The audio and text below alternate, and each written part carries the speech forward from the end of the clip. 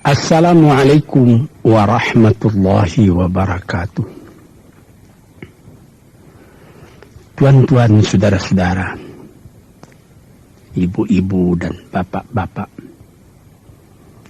yang sudi mendengarkan keterangan agama yang saya berikan di dalam kaset ini. Moga-moga Tuhan melimpahkan, mengurniakan rahmat dan nikmat-Nya kepada kita semuanya. Saya akan membicarakan suatu ayat yang bertemu di dalam surat Al-Baqarah. Bunyinya, Allahu waliyul ladzina amanu yukhrijuhum minadh dhulumati ilan nur. Walladzina kafaru awliya'uhumut taghut yukhrijunahum minan nuri ila dhulumat. Artinya, Allah adalah menjadi pemimpin bagi orang-orang yang beriman, orang yang mempunyai kepercayaan yang teguh.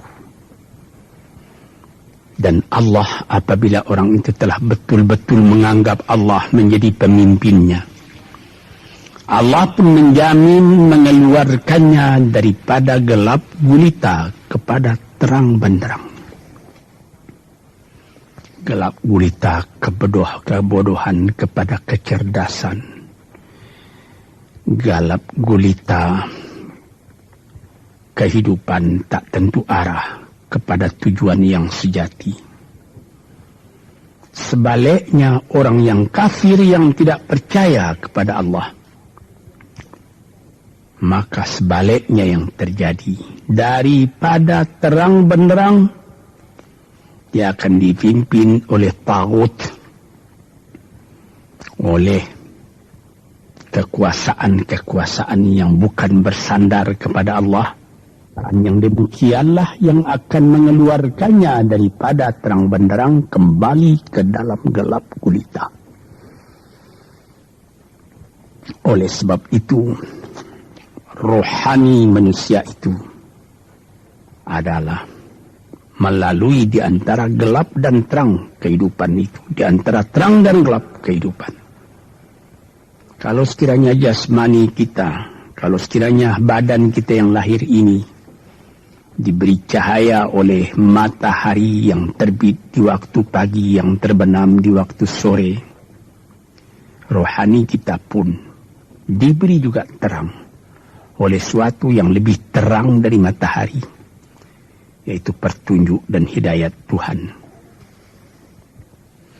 Di dalam Al-Quran, Tuhan memberikan bujukan, memberikan jiwa besar kepada orang-orang yang beriman itu. Tuhan bersabda, La tahinu wa la tahzanu wa antumul a'launa in kuntum mu'minin. Engkau ini adalah orang yang tinggi kalau engkau tetap memegang kepercayaan kepada Allah Subhanahu wa ta'ala. Di dalam perjuangan hidup di dunia ini, perjuangan antara yang hak dengan yang batil, antara gelap dengan terang, antara keyakinan dan keraguan, manusia berjalan di sekitar itu. Di kiri dan di kanan kita berjumpalah gelap dan terang itu. Maka diberilah pedoman manusia tadi. Apa pedoman? Walaupun bagaimana hebatnya, geloranya, tofannya, halim bubunya, ombaknya dan gelombangnya kehidupan itu, manusia mesti teguh berpegang kepada iman. Sebab kehidupan di dunia itu menurut peraturannya ialah tidak ada yang tetap. Yang tetap itu ialah berubah. Berubah itulah ketetapan yang ada dalam dunia. panas sangat terik, benar, nanti akan hujan. Hujan sangat lebat, benar, nanti akan panas. Di suatu tempat terjadi hujan yang lebat, berhari-hari timbul banjir. Iya, banjir itu tidak tiap hari, nanti dia kering lagi. Di laut pun demikian pula. Ada pasang naik, tergenang ke atas. Besok pagi air itu sudah kering lagi, surut pasang. Begitulah kehidupan di dunia itu. Itu harus kita yakini supaya kita jangan terombang-ambing dalam kehidupan itu. Kalau kita sudah mulai terombang-ambing, tahu-tahu walaupun bagaimana terangnya hari, gelap timbul dalam jiwa kita sendiri. Walaupun panas terik, kita berhujan. Hujan oleh keringat kita sendiri. Jadi yang penting di sini menjaga hati itu. Sampai Rasulullah Nabi kita Muhammad sallallahu alaihi wasallam, inna fil jasadi mudghatan, di dalam tubuh manusia itu ada suatu bekuan darah. Idza salahat salahal jasadu kulluhu wa idza fasadat fasadal jasadu kulluhu. Kalau ini segumpal daging baik, seluruh badan jadi baik. Kalau dia rusak, seluruh badan jadi rusak. Apakah itu? Hati. Hati. Kendali terletak dalam hati kita. Hati artinya penuh. Bukan saja berarti pada daging, tapi pada hati dari hati, isi dari hati, atau juga akal kita. Sebab itu, maka kalau satu waktu saya pernah mengajarkan doa yang mengandung 8 sifat-sifat lemah menghilangkan kemerdekaan manusia. Hari ini saya pun akan mengajarkan doa yang diajarkan juga oleh Nabi. Bagaimana menjaga hati tadi. Di situ dalam doa itu ada tersebut 4 perkara.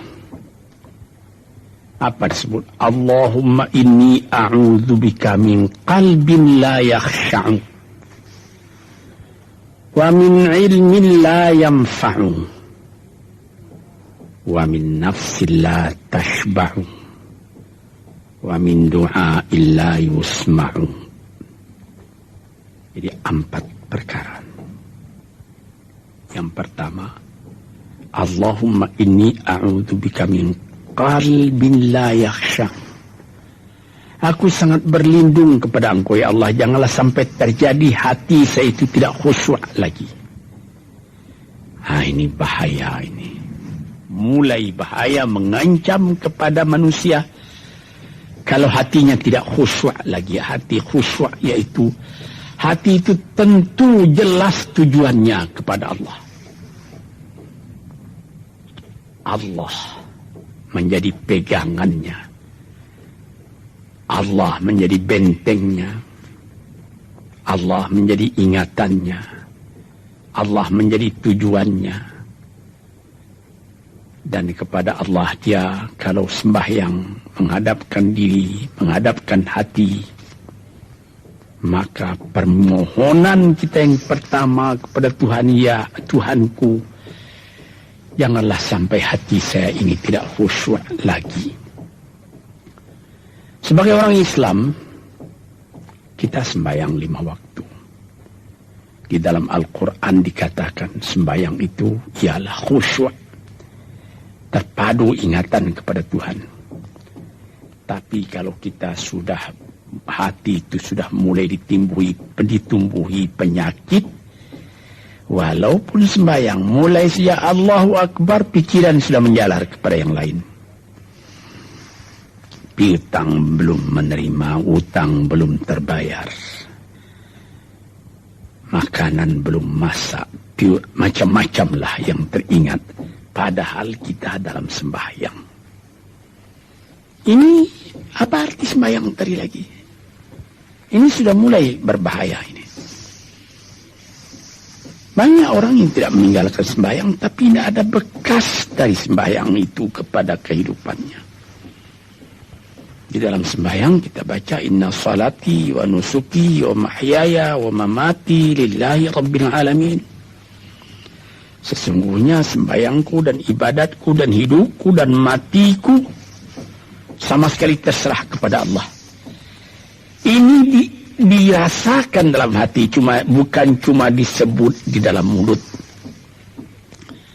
Sebagaimana dikatakan, bukan jadi lip and service sebagai seput tangan penggosok-gosok mulut, bukan begitu. Yang dari hati.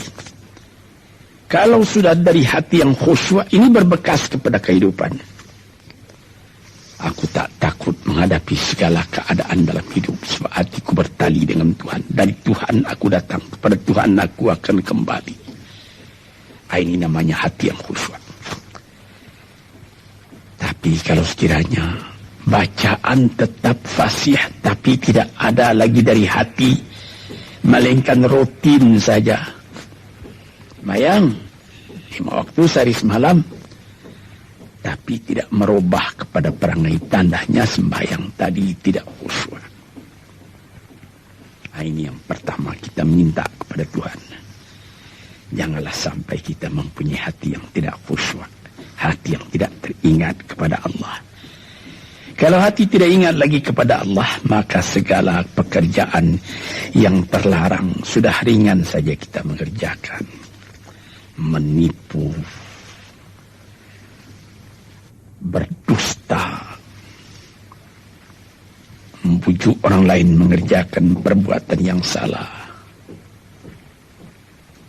mencela, memaki, itu karena tidak ingat kepada Allah, cuma ingat kepada diri sendiri saja. Ini yang pertama.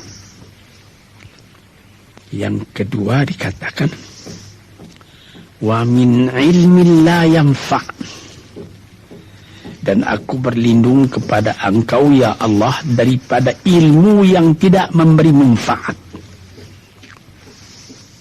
Padahal disebutkan oleh ahli-ahli, ilmu yang memberi manfaat itu membawa manusia kepada iman. Al-ilmu yad'u ilal iman. Ilmu itu membawa manusia kepada iman. Sekarang sudah ilmu banyak, tapi tidak membawa kepada iman, melainkan membawa kepada celaka. Sudah maju kepandaian orang, ilmu, pengetahuan orang, teknologi orang, sains orang, knowledge orang, dan segala macamnya. Tapi tidak ada manfaatnya kepada manusia. Cuma bahaya karena ilmu tadi yang datang kepada manusia. Sebagaimana ilmu manusia di abad ke-20 yang sangat penting, yaitu tentang tenaga atom. Maka timbullah bom atom, bom hidrogen, nuklir, sehingga manusia diancam sekarang ini oleh bahaya atom itu di mana-mana. Apabila kita lihat di televisi bagaimana mengadakan demonstrasi di Australia, di Jerman Barat, di tempat-tempat yang lain, melihat bagaimana bahaya atom itu kalau terjadi perang dunia yang ketiga. Ya Rabbi ya Karim, bom atom yang jatuh di Hiroshima itu belum ada artinya dibandingkan dengan bom yang sekarang, yang sedang disimpan oleh kerajaan-kerajaan, oleh negara-negara besar untuk menghancurkan. Ini ilmu ini.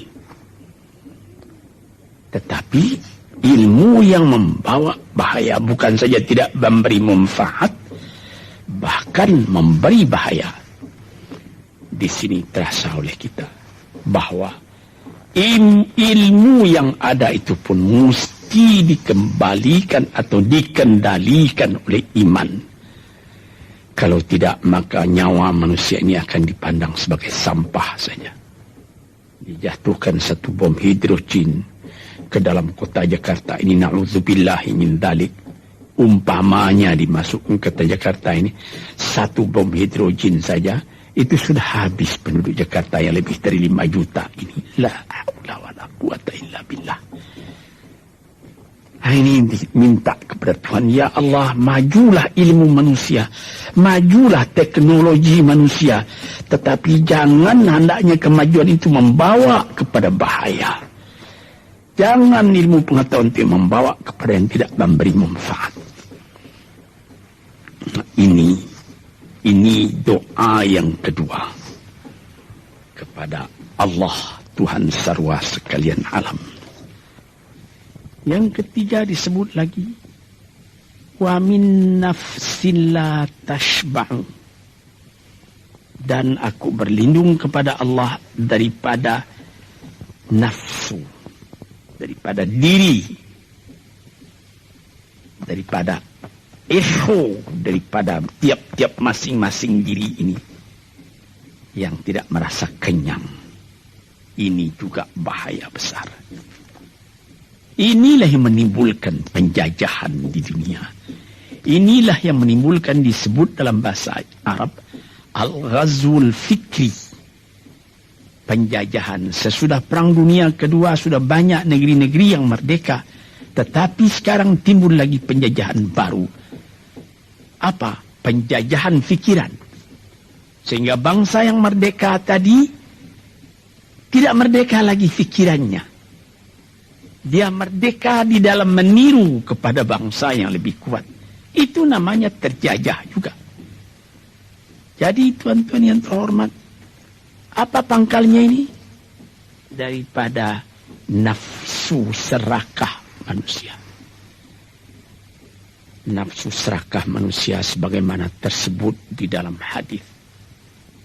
Lau kana libni adama wadiyani min dhahabin labtagha thalithan.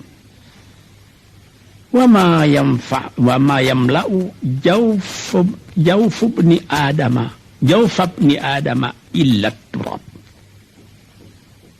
Kalau manusia itu mendapat suatu lembah yang penuh dengan kekayaan emas, suatu lembah, dia ingin supaya mendapat satu lembah lagi yang penuh juga dengan emas. Dapat 2 lembah, dia minta 3 lembah lagi yang penuh dengan iman. Nafsu manusia tidak pernah kenyang. Padahal akhirnya kalau dia sudah menutup mata, tidak ada yang akan memenuhi perutnya melainkan tanah. Teringat akan cerita yang disampaikan oleh Graf Leo Tolstoy, pujangga Rusia yang terkenal, bahwa orang yang tidak mempunyai nafsu yang kenyang itu, pada suatu hari katanya, ada satu orang kaya mempunyai tanah yang luas. Dia mengatakan kepada orang, boleh tuan-tuan mengambil tanah kepunyaan saya ini, berapa tuan suka, berapa tuan mau. Syaratnya cuma begini, sepanjang yang tuan berjalan dari timur ke barat, lantas sebelum matahari terbenam, tuan sampai kembali ke tempat tuan melangkah pertama tadi. Berapa saja tuan suka, boleh ambil tanah ini. Maka datanglah si tamak tadi. Tuan yang punya asli tanah tadi mengatakan, bawalah bakal, jangan lapar di jalan nanti. Baik, dibawanya nasi sebungkus, dia berjalan, jalan. Dari pukul 7 pagi. Kalau diambil kekuatan, hendaknya pukul 10 dia sudah makan.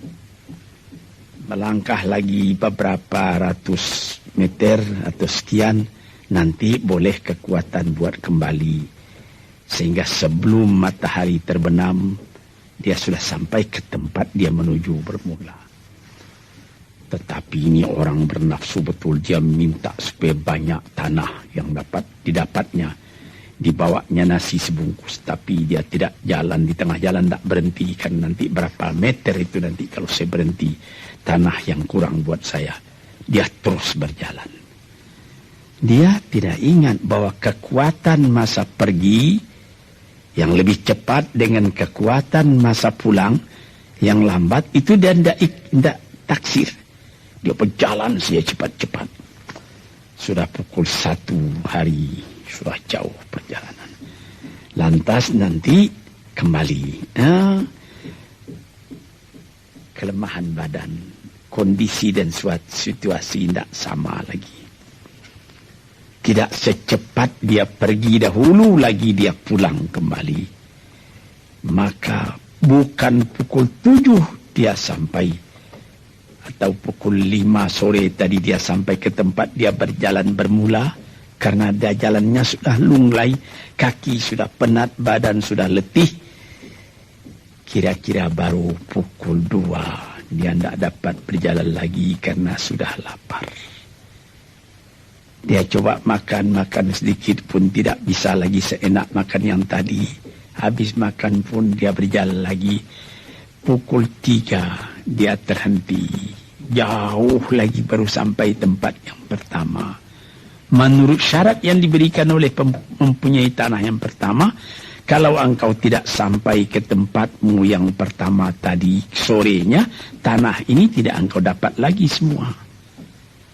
Memang tidak sampai dia. Pukul 4 dia sudah berhenti berjalan, tidak kuat lagi.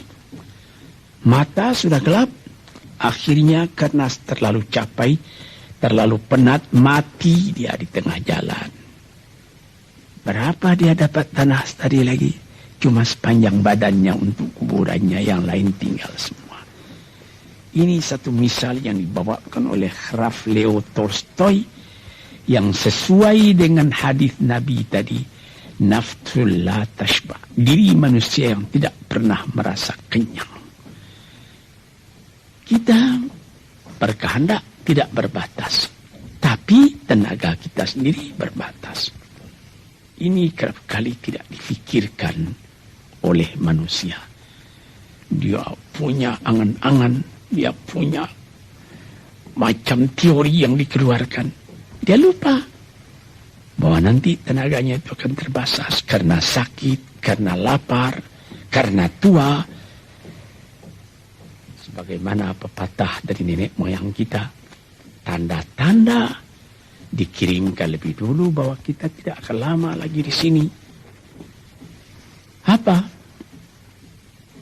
Rambut, gigi, mata sudah mulai kabur.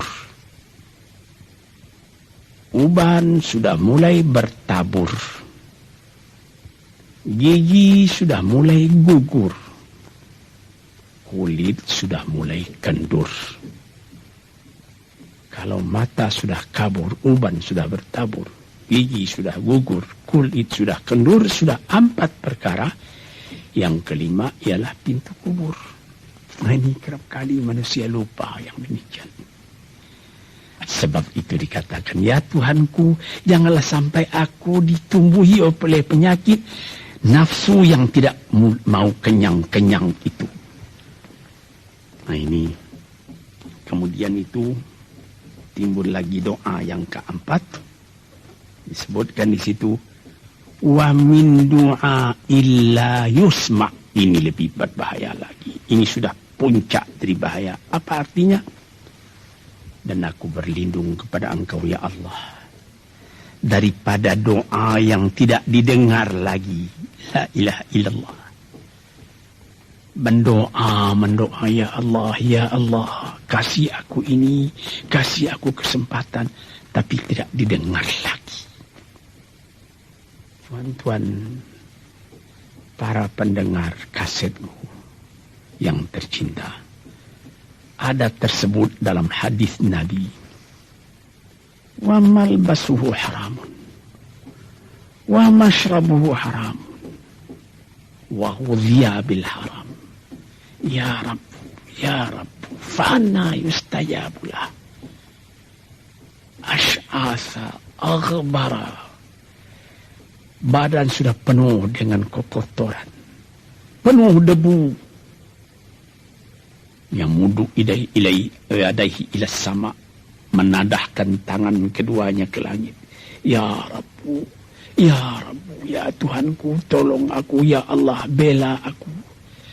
Padahal yang dimakan haram, yang diminum haram, dibesarkan dengan yang haram. Fana yustajabulah. Dengan jalan apa Allah Ta'ala akan mengabulkan doa itu? Badan kotor menghadap kepada yang bersih, meminta diberi kebersihan. Bagaimana caranya? Tuan-tuan yang terhormat, pernah dalam Quran Tuhan mengatakan, la yanzuru ilaihi wa la yukallimuhum Allah wa la yanzuru ilaihi. Allah tak mau mengajak dia bercakap dan Allah tidak memandang kepada dia. Saya sendiri dengan segala kerendahan hati mengatakan bagaimana beratnya kita bertemu dengan seorang orang besar. Lalu dia mengulurkan tangan kepada kita. Tapi mata kita tidak dilihatnya. Sengsara rasanya. Bagaimana dengan Tuhan kalau Tuhan tak mau melihat kita? Nah, sebab itu para pembaca, pendengar kaset yang tercinta, berdoalah kepada Tuhan supaya hati kita selalu terbuka.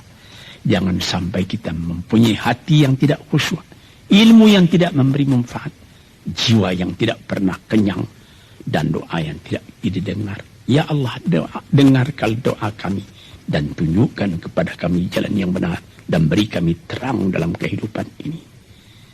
Yang keempat ialah wa min du'a illa yusma. Dan aku berlindung kepada Engkau ya Allah, jangan sampai doaku tidak terdengar, tidak didengar oleh Tuhan. Sebagaimana kita tahu, doa itu adalah mukhul ibadah, tulang sumsum daripada ibadat kita sendiri kepada Tuhan. Segala perbuatan kita patrikan dengan doa, dengan harapan mudah-mudahan diizinkan oleh Allah. Disampaikan maksud kita, macam-macam yang kita minta kepada Tuhan. Tapi kalau doa itu sudah tak diperdulikan lagi oleh Tuhan, apa celaka kita, apa daya kita, apa upaya kita? Di sini kita melihat apa sebab maka doa tidak didengar oleh Tuhan, tidak diperkenankan oleh Tuhan. Tentu saja bukan dari salah Tuhan, melainkan dari salah kita sendiri. Di dalam Al-Quran dikatakan, Iyyaka na'budu wa iyyaka nasta'in. Al-Fatihah tersebut, kepada Engkaulah kami menyembah, ya Allah, dan kepada Engkau kami minta tolong. Tapi dengan tidak sadar, kerap kali kita berbuat terbalik. Iyyaka nasta'in wa iyyaka na'budu, kepada Engkau kami minta tolong, lalu kepada Engkau kami menyembah. Minta tolong dulu baru menyembah. Minta tolong banyak-banyak tapi terima kasih tidak ada. Tentu saja tidak didengar oleh Tuhan. Di dalam satu hadis tersebut, Asy'asa ar-rabbara yamuddu yadayhi ila as-sama'i ya Rabbu ya Rabbu, wa mat'amuhu haramun wa mashrabuhu haramun wa malbasuhu haramun wa ghudhiya bil haram fa anna yustajabulah. Badan sudah kotor, sudah berkerunyut, kesusahan, kegelisahan kehidupan terbayang kepada tubuh sendiri. Lalu menadahkan tangan ke langit meminta kepada Allah, ya Tuhanku, ya Tuhanku. Bagaimana Tuhan bisa mengabulkan? Dengan pikiran yang kotor engkau menghadap kepada Tuhan. Kalau tidak terkabul, jangan Tuhan yang disalahi. Hatimu sendirilah salah. Apa yang kau perbuat dalam kehidupan ini? Di mana terdesak engkau ingat kepada Tuhan. Di zaman kesenangan engkau lupakan Tuhan. Di dalam mendapat percobaan engkau merengek mengadu kepada Tuhan. Jiwa yang seperti ini janganlah sampai timbul pada diri kita sendiri. Saya sudah mengalami apabila saya berhadapan-hadapan dengan orang besar. Saya ingin dia menghadapkan matanya kepada saya. Apa kabar saudara? Kabar baik. Dia lihat mata saya lihat mata dia. Tapi kalau ketika dia bersalam dengan saya, dia melihat kepada orang lain, bukan main sakit hati saya. Apa salah saya maka dia begitu? Mengapa tidak saya yang dipandang? Sedangkan dengan sesama manusia lagi begitu perasaan kita. Bagaimana dengan Tuhan? La yanzuru ilaihim wa la yukallimuhum. Allah tidak memandang sebelah mata kepada Allah, kepada kita. Allah tak mau cakap, tidak mau bercakap dengan kita sepatah pun. Langit mana tempat kita bernaung, bumi mana tempat kita berpijak, kalau sudah demikian keadaannya. Nah, ini yang dijaga tuan-tuan yang terhormat dalam doa keempatnya itu. Hati janganlah sampai tidak khusyuk. Ilmu janganlah sampai tidak memberi manfaat. Nafsu janganlah sampai tidak kenyang. Dan doa janganlah sampai tidak didengar. Saudara-saudara, moga-moga Allah memberikan kepada kita hati yang terang. Sebagaimana ayat yang mula-mula saya sebut tadi. Allahu waliyul ladzina amanu yukhrijuhum minadh-dhulumati alan nur. Allah lah jadi pemimpin bagi orang yang beriman. Sehingga dari gelap gulita dibawa dia oleh Tuhan kepada terang benderang. Walladzina kafaru, tetapi orang-orang yang sudah tidak ada kepercayaannya kepada Tuhan. Auliya'uhumut taghut, yang menjadi pemimpinnya bukan Tuhan tapi setan. Dia akan membawa orang itu daripada terang benderang ke dalam gelap gulita. Kita jadi meraba-raba dalam gelap kehidupan. Dalam meraba-raba itu masih ragu entah kemana akan pergi. Maut pun datang. Gelap selalu. Di dunia gelap, di akhirat pun gelap. Na'udzubillahi min dzalik. Hadirin yang terhormat, para peminat kaset ini, moga-moga semuanya ini menjadi kenang-kenangan kepada Tuhan di dalam perjalanan yang jauh, di dalam keistirahatan hidup, sehingga mendapat ketetapan hati dan tumakninah. Assalamualaikum warahmatullahi wabarakatuh.